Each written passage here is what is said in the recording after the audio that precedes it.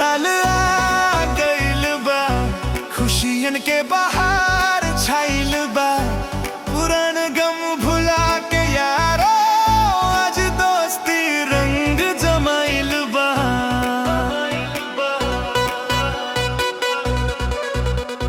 बीते साल में हंसी भी रहल, कब हूँ आंसू गिर गइल।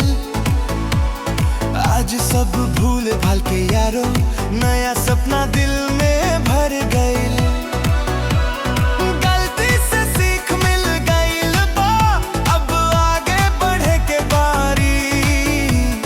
दोस्त साथ में खड़ा रहले, तभी त जिंदगी लागे प्यारी।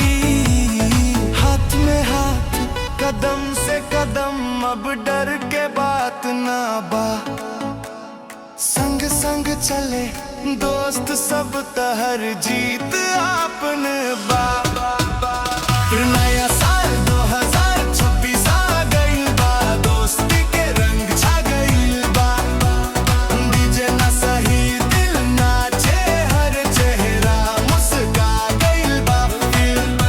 फिर नया साल 2026 आ गइल बा, यारी आज इतिहास लिखाइल बा।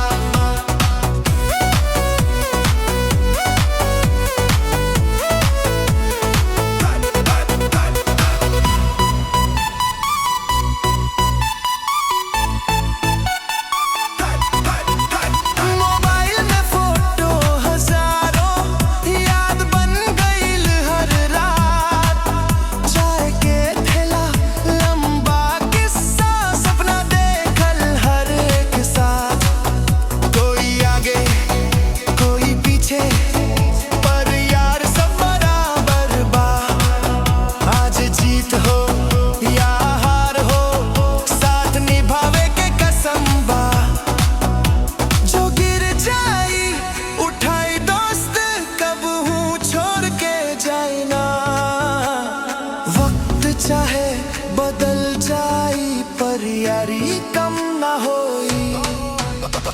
नया साल 2026 आ गइल बा, दोस्ती के जा गइल बा।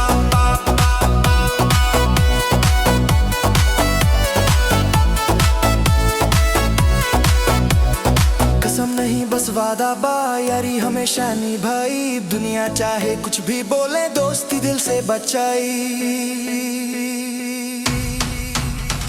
नया साल